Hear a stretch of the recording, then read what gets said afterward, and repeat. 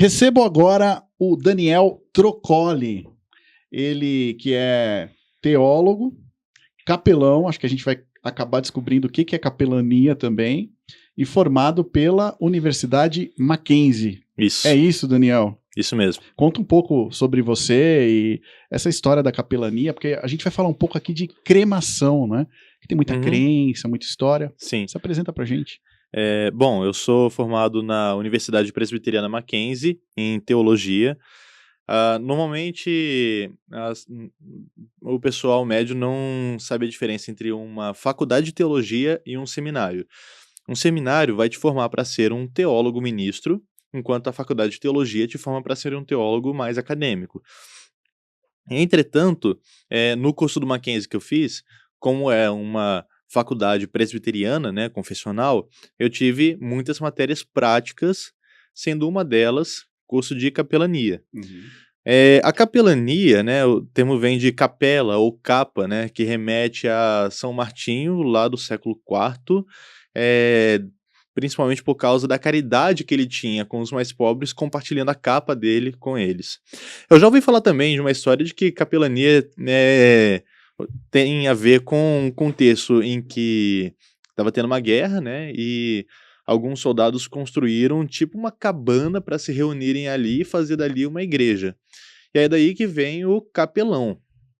O capelão, ele tem um trabalho parecido com o de um pastor, só que o pastor, ele é um presbítero regente. Então ele tem uma igreja ali, ele se preocupa com assistência espiritual da igreja, no ensino e tudo mais. O capelão, ele vai atuar numa área específica que não seja necessariamente a esfera eclesiástica. Então, tem um capelão que pode atuar em hospital, em presídio, em escola. Eu lembro que quando eu estava lá no Mackenzie, toda semana eu ia lá para a sala do capelão para me aconselhar ou para orar com ele. Então tem esse trabalho de assistência espiritual. Um capelão, necessariamente, ele tem que ser uma pessoa sensível para saber cuidar dos outros. O que mais você tinha perguntado? Não, a questão da capelania, que é uma curiosidade que eu vejo muito em filmes de guerra, né? Sobre que tem sempre um capelão ali, mas acho que atrai muita curiosidade, né? O tema, né? E você se formou em teologia. A ideia também, assim, é a gente entender um pouco sobre a história da cremação. Porque, até como o Santiago falou, a adesão à cremação tem crescido, porém ainda é baixa, né? Principalmente no Brasil. Mas há muita crença, há mitos, e a gente entende também que algumas pessoas assumem as suas próprias narrativas em relação à cremação. Primeiro, antes de tudo, de onde vem a cremação? Como nasce a cremação? Eu acho que tem um ponto legal aí que é a gente informar mais a própria sociedade sobre isso. Acho que você tem essa autoridade também, né? A cremação, na verdade, é até difícil definir quando que começou, porque é a prática mais antiga a respeito de uma cerimônia fúnebre. Na verdade, a prática de enterrar os corpos, ela é teoricamente recente na história da humanidade. A prática da cremação, eu já vi até estudos que remetem a 40 mil anos antes de Cristo, isso no Oriente, né, na Austrália, com aborígenes. Os vikings, a gente sabe que os vikings praticavam muito a cremação. Quem aqui já assistiu o Thor, O Mundo Sombrio, tem uma noção disso, né? Eles colocavam o corpo num barco, soltavam o barco lá no mar, Sim. atiravam uma flecha com fogo, queimava e tudo mais. Eu já vou chegar no ponto em que isso difere da prática do enterro. A cremação, ela tem um sentido, historicamente, muito simbólico, porque certas religiões, certas culturas entendem que queimando o corpo você purifica a alma, e separa ela do corpo, né? Então tem um efeito de purificação. Os vikings é um exemplo disso, a religião é hindu, né? Hinduísta, Sim. também tem isso. E Na Grécia Antiga, né, quem já leu a Ilíada, a Odisseia de Homero, consegue ver isso lá com Patroclo, o primo de Aquiles, né, Uhum. posteriormente com Heitor, né, então eles formavam uma pira, colocavam o corpo nessa pira, colocavam 2 moedas nos olhos deles e queimavam, porque eles entendiam que da forma que a pessoa partia, ela chegava no mundo dos mortos, entregando as moedas para o barqueiro, onde conduziria eles ou para os Campos Elíseos ou para o Hades. Então tinha que colocar a moeda no olho, queimar o corpo e tal, derreter tudo e tal, aí, Uhum. chegava no lugar. Inclusive, uma curiosidade, a saga dos filmes de Star Wars, tem muita influência do budismo, onde isso é praticado também. Você vê lá no primeiro episódio, você vê o funeral do Qui-Gon Jinn, que eles estão queimando lá.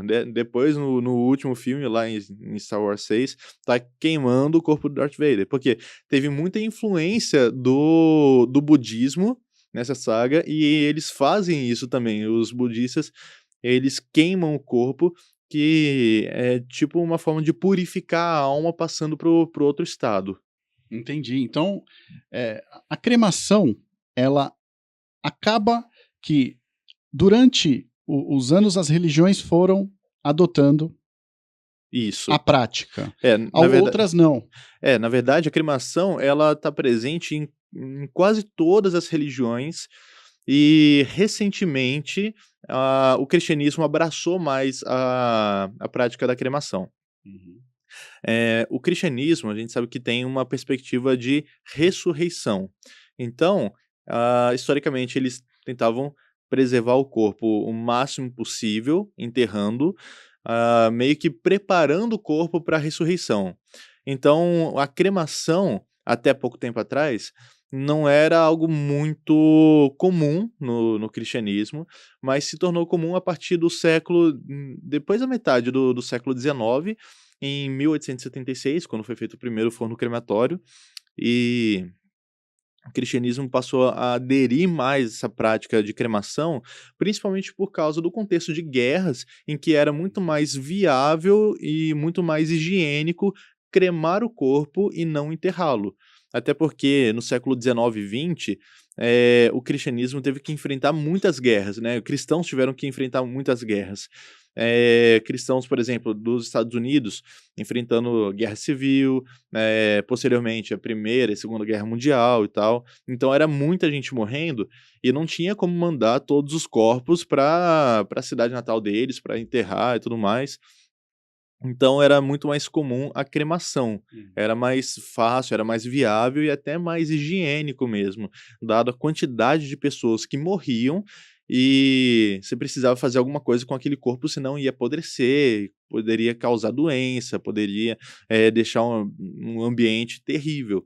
Então passou a ser muito mais comum, a cremação nesse contexto. E há alguma.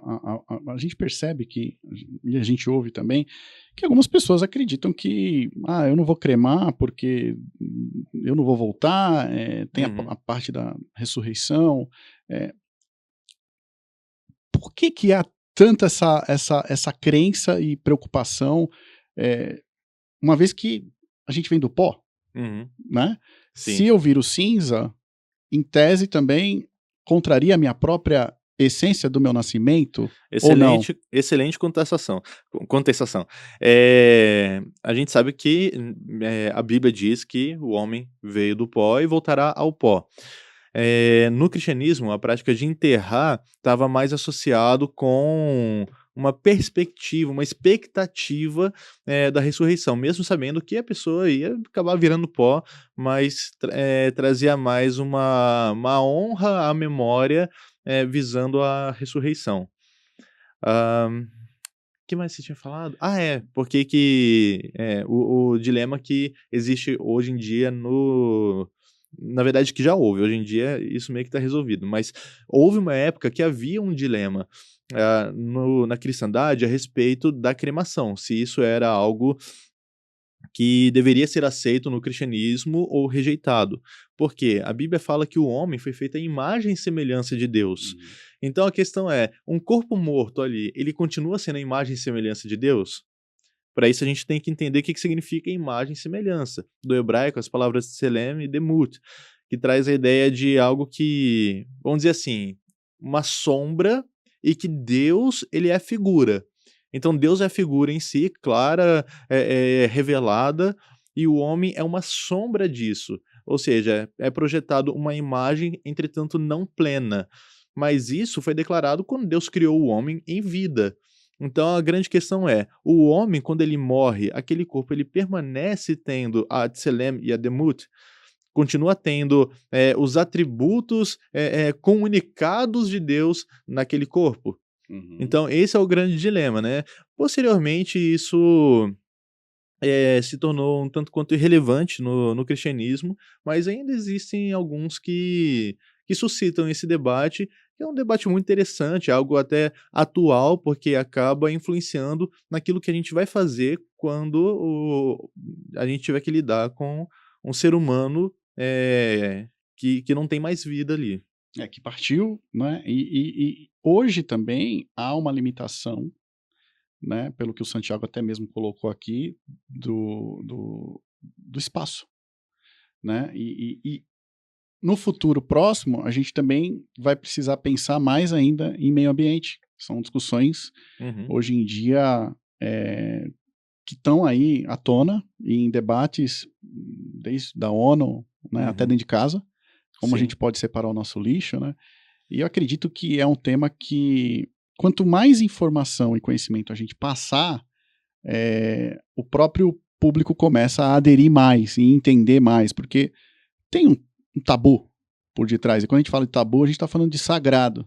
E é difícil a gente, às vezes, trabalhar, entrar nessa esfera do sagrado, né? Porque cada um a gente tem que respeitar, cada um tem a sua Sim. crença, cada um tem o seu ponto de vista sobre o que é sagrado, o que é ser sagrado, né? E, pelo menos assim, não tenho espaço, eu estou mexendo com uma questão sagrada, e como que vai ficar isso daí na hora que eu tiver que ter uma decisão meio que em cima da hora, né? Uhum. Muita gente já deixa até escrito que quer ser cremada, Sim. né? Mas quem fica que É. vai decidir Eu também, eu né? mesmo eu falo pra minha família: "Olha, quando eu morrer eu quero que vocês me cremem, porque vai que eu ressuscito no caixão". Aham. Inclusive isso já houve, né, porque tem uma doença chamada catalepsia, em que o coração ele bate muito fraco a ponto da pessoa poder ser dada como morta, é enterrada e depois vão exumar o corpo e percebem ranhuras de unha no Unha. caixão. Uhum. Posteriormente, fizeram um gongo, né, para caso a pessoa ressuscite no caixão, tocar Ah, eu lá. lembro de você só tinha um sininho, né? Isso. Daí vem a expressão "salvo pelo gongo", Olha só, olha só. né. Enfim, então a cremação é um tema que chama muito a atenção, né, Sim. das pessoas. Tem a questão de crença, de questão de tabu. Acho que quanto mais a gente tirar essa dúvida, essa incerteza das pessoas, menos travadas elas vão ficar, né, Sim, com relação. a cremação ela é mais higiênica, porque vai afetar menos o solo, vai afetar menos, espaço, para enterrar os corpos, né. Pensa, quanto mais, enterros a gente faz, mais está usando terras, né, para isso. Tem que ter todo um preparo. Se tiver, um ambiente muito arborizado, você vai ter que tirar as árvores para preparar o solo, para enterrar, isso vai afetar o meio ambiente. Isso vai afetar minimamente a região ali, Uhum. cemitérios muito grandes, vai ser necessário também fazer esse serviço que acaba afetando a região. E a cremação, ela é mais prática, a cremação ela tem sido vista recentemente como mais viável, principalmente porque, como foi dito anteriormente, em Ribeirão Preto praticamente não tem mais o mesmo espaço para enterros, né. Uhum. Passou a ser necessário, novos cemitérios, né, novas, opções. A cremação tem um plus. que é você poder manter a urna com os restos mortais, Cinzas. com as cinzas sempre com você. Então, por exemplo, algumas pessoas gostam de ir no cemitério para conversar com o ente querido, né? Uhum. Falar com ele como se ele estivesse vivo. Presente. É, com a urna, você não precisa se deslocar até um cemitério, você não precisa enterrar a pessoa, você se deslocar até lá e tudo mais. Você tem a urna ali na sua casa, sabe? Sim. Então, a lembrança mais próxima que você tem da pessoa tá bem ali. E isso se tornou muito aceito entre os cristãos recentemente, principalmente por influência de outras culturas onde é muito normal a pessoa ir lá no cemitério, conversar com um ente querido que faleceu. Então, recentemente, isso tem sido mais copiado Uhum. na nossa cultura, tem sido mais copiado no contexto do Brasil, e é muito interessante, porque a pessoa está sempre ali, de uma forma mais acessível para relembrar, para ter lembrança daquela pessoa, para poder conversar como se ela estivesse ali. Na casa dos meus pais mesmo, tá a urna com a cinza do meu avô. Olha só. E, fica em cima do piano, né, lá na sala e tal. Então sempre quando, a gente tá lá, a gente olha ali: "Ah, Lembra, né? o vovô Hermes, que saudade do vovô Hermes". Agora imagina, se estivesse, por exemplo, num cemitério, a gente ia, sei lá, uma vez por ano até o cemitério pra relembrar a memória dele, conversar com ele e tal. É para reverenciá-lo. Reverenciá-lo, isso. Eu acho que essa é a palavra. Então é muito mais prático você ter, uma urna ali, e ter essa memória mais próxima de você. Uhum. É interessante o teu ponto, né? A rede ideal ela tem o ecocrematório, né? Para quem não sabe, acho que é interessante também.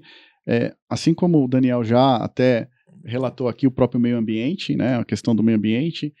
O Santiago tinha comentado sobre as urnas biológicas também e as aquamarinas também, né? Onde podem ser depositadas as cinzas.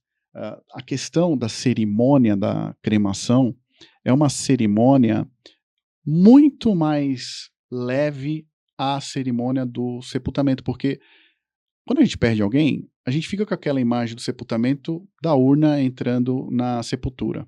É um tipo de imagem. Na cremação, não. Na cremação tem uma estrutura, como vocês podem ver aí na imagem, onde as pessoas estão sentadas, a imagem de baixo aqui da esquerda. As pessoas estão sentadas, tem um mestre de cerimônias, passa um filme e as pessoas vão para casa sem aquela imagem, vamos dizer assim, que passa um pesar, que é da urna entrando na sepultura. Mesmo porque depois o que ocorre ali para frente, ninguém tem acesso. As famílias não Sim, têm acesso, elas vão ter acesso às cinzas. E lembrando que até as próprias cinzas podem ser transformadas em joias. Então, todo esse ecossistema, e eu vou falando uhum, de eco mesmo, porque ecológico, né? sim, Ele está, de uma certa maneira, interligando a permanência até da pessoa em joia ou numa árvore ou dentro de casa, como você mesmo colocou aqui. Então, só tenho te agradecer por essa conversa, né, por esse bate-papo. Acho que são temas que a gente levaria horas e horas a gente conversando aqui. E você que está aí conectado com a gente, terão mais episódios para você também ficar mais conectado com a gente, querendo saber mais sobre nós. Os planos da Rede Del tem o QR Code também na tela. Então, Daniel, as últimas palavras aqui sobre cremação, deixo contigo e te agradecer por essa conversa tão uhum. rica. Bom, eu particularmente sou, muito mais propenso à cremação, além dos motivos já apresentados, também pelo motivo de que eu gostaria que, ah, os meus, entes queridos, né, minha esposa, meus filhos, quando Deus me chamar desse mundo, eles poderem ter ali perto deles, né, essa Uhum. lembrança viva para reverenciar e tal. E eu acredito que muitas pessoas também gostariam de, ter esse essa lembrança mais próxima de si, né. Eu acredito que é muito bonito a forma de relembrar a pessoa que já partiu, podendo sempre estar de forma mais acessível ali, mais próximo de você, sabe? E, obviamente, tem o sentido espiritual também. Quando nós olhamos para os restos mortais de alguém, ou pelo menos uma urna, a gente pode sempre relembrar da promessa que Cristo fez de nos ressuscitar. Não importa se a gente já está reduzido todo ao pó, se tudo que a gente tem ali não passa de cinzas. Cristo é poderoso para nos ressuscitar e ele vai nos ressuscitar. Então, eu entendo que também a cremação mantém viva essa chama de uma perspectiva de ressurreição, essa perspectiva de que em breve a morte será derrotada de uma vez por todas quando Cristo voltar para nos levar. Isso é o que o Evangelho ensina, isso é o que eu aprendi com excelentes anos estudando com grandes eruditos lá no Mackenzie. E eu espero que os ouvintes daqui tenham essa mesma perspectiva, eu espero que os ouvintes tenham esse mesmo carinho por essa forma de relembrar, eu espero que eles tenham esse mesmo carinho por essa forma de reverenciar aqueles que nós amamos. E eu queria agradecer também pelo convite, pela conversa, foi muito bom, muito edificante. E espero caminhar mais com vocês. Teremos mais oportunidades, de novo, para você que quer saber mais sobre nós, tem o QR Code, tem o nosso site, tem o nosso Instagram. No próprio Instagram tem um Linktree lá, um link para você ser direcionado também para você responder as dúvidas. O Daniel sempre vai estar com a gente aqui, esclarecendo mais temas também que estão ligados aí a toda essa parte de entrega que a Rede Ideal presta também hoje aí, né, para toda a sociedade, Ribeirão Pretana, a sociedade de Passos também. Só tenho a agradecer o Santiago, agradecer o Daniel mais uma vez e a todos os envolvidos também na produção desse conteúdo educacional, eu diria, né, porque a gente está acabando aí, está educando também, de uma certa maneira, quebrando mitos, quebrando tabus. Se você ainda não se convenceu, eu tenho certeza que você se aproximou um pouco mais de nós, né, Daniel? Com certeza. Tá bom? Obrigado então a todos, gente.